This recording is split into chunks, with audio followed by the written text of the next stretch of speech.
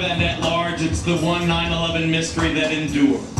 World Trade Center building number 7. Keep your eye on that building, it'll be coming down soon. They were not sure they were going to be able to contain the fire. I said, you know, we've had such terrible loss of life. Maybe the smartest thing to do is pull. And they made that decision to pull, and then we watched the building collapse. And so the first one was likely an accident, the second one was an attack, and the third was a declaration of war. The publication of the Bush memoir fills in some of what we did not know about 9/11. But no official account so far addresses the issue now being raised in an extraordinary ad campaign. I lost my son. My nephew. My son. On September 11th, 2001. Most people don't know that a third tower fell on September 11th. World Trade Center 7, a 47-story skyscraper, was not hit by a plane. Although the official explanation is that fire brought down Building 7. Over 1,200 architects and engineers have looked into the evidence and believe there's more to the story. Up until now, only those considered nut jobs question the official conclusion that office fires caused by the nearby catastrophe of the towers collapsing brought down building number 7. But I do believe that it is the first time in history that fire has ever melted steel. I do believe that it defies physics for the World Trade Center Tower 7, Building 7, which collapsed in on itself. It is impossible for a building to fall the way it fell without explosives being involved. And if explosives were involved, that would mean that the most obnoxious protesters in recent years are right. If you hear the shouting, it's a group of demonstrators who've come. 9/11 was an inside job. Oh, get a life. Get a life. 9/11 was an inside job. Welcome to the show, everybody. I'm Geraldo Rivera, and that noisy demonstration was more than 2 years ago. But the folks behind that TV ad you saw earlier are not so easy to dismiss as those demonstrators were. And what caught my eye is their claim that more than 1,300 architects and engineers examined the evidence about Building 7's collapse and disagree with the official report issued by the National Institute of Standards and Technology. Before we examine what they have, this heads up. Also tonight, we probe the remorseless Randall Moore, the creep who raped and murdered his own wife and then outrageously taunted her family at his sentencing.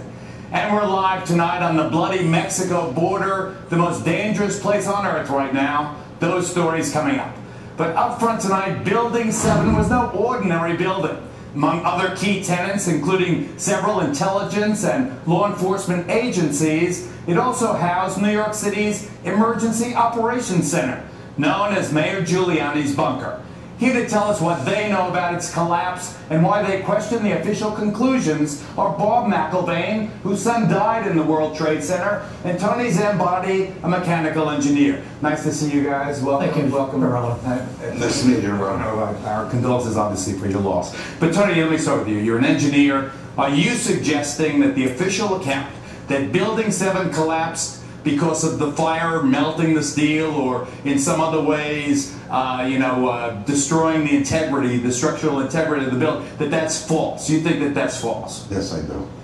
And for a couple of reasons. One is that Building 7 came down, it went into a sudden collapse across the full width and length of the building for 2.25 seconds, which amounted to 105 feet, or 8 stories, 8 13-foot tall stories. It was in full free-fall acceleration. That is impossible because in a natural collapse, columns would have to buckle. When columns buckle, there is a minimum resistance. It's asymptotic, if you know what that means. That means it never goes to zero. So it's impossible. You can't reach. So here's what, I guess in layman's terms, to just get my hands here, Peter. So what he's saying is that the top floor collapses, hits the next floor, hits the next floor, hits the next floor, so it's bang, bang, bang, bang, the weight of the upper floors. It would slow down. What I'm trying to say is it was in full free fall acceleration. All of its potential energy was being converted instead of what I just described, the thing just collapsed like a pancake. It just came down. And so what are you suggesting brought it down, Tony? I'm suggesting there was some form of demolition devices in that building for 8 stories or more. You think that the explosives brought down Building 7? Some form of demolition device. I'm not pretending to know what it is. I am saying that it was in free fall acceleration. All right, let me ask you this. They admitted to that. Okay, let me ask you this before I get to Dad, before I get to Bob here. We've all seen old, obsolete buildings and public housing in other places outlived their usefulness, being demolished by the professionals who can actually collapse a building right in its own footprint. That's what it looks like happened to Building 7. Do you believe that's what happened? Yes, I do believe that's what happened. And why do you think they're lying about it? I don't really know all the details of what they're lying about. I can't read their minds. All I can say is, scientifically, it's impossible for fire to have done what we see. And Bob, these 1,300 engineers and architects who agree with you and some of the other relatives' families. I know you found your son just a couple of days after the disaster. He was outside. I don't want to get into the details of how you believe he died. But these architects and engineers, do they support your contention? Do you believe that it was an inside job, that 9/11 was an inside job? All right, Geraldo, I believe it was an inside job, okay? I'm here you believe our government? Right, please. But the thing is we don't have enough time to get into the reasons of that. We set up this Building What campaign. We saw the... Building What? .org. BuildingWhat.org. The reason we have that is because Judge Lehner, when we had a petition to have a new investigation in New York City about Building 7. And when the lawyers... And you're asking the New York City Council. I don't want to also to reopen. So I know we don't have the time, but anyway, he said, building what? Because no one has any idea about Building 7. So, because I believe in... I've talked to so many firemen, so many EMS workers, policemen, who talk about the explosions. And I know you don't want to get into my son, but I feel my son died from an explosion. I went to all the 9/11 Commission hearings. I've been researching this for 9 years. So what do you want? Let's get to the bottom line before I want truth. I've been lied to. I mean, it's beyond a reasonable doubt that the 9/11 Commission did not tell the story. 9/11 Commission barely mentioned Building 7 if at all. Right. Okay, what forum do you want the investigation in?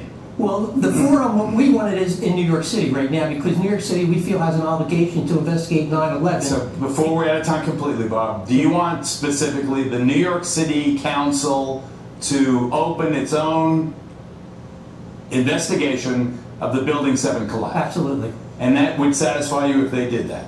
Well, I'm not done. I'm still a parent.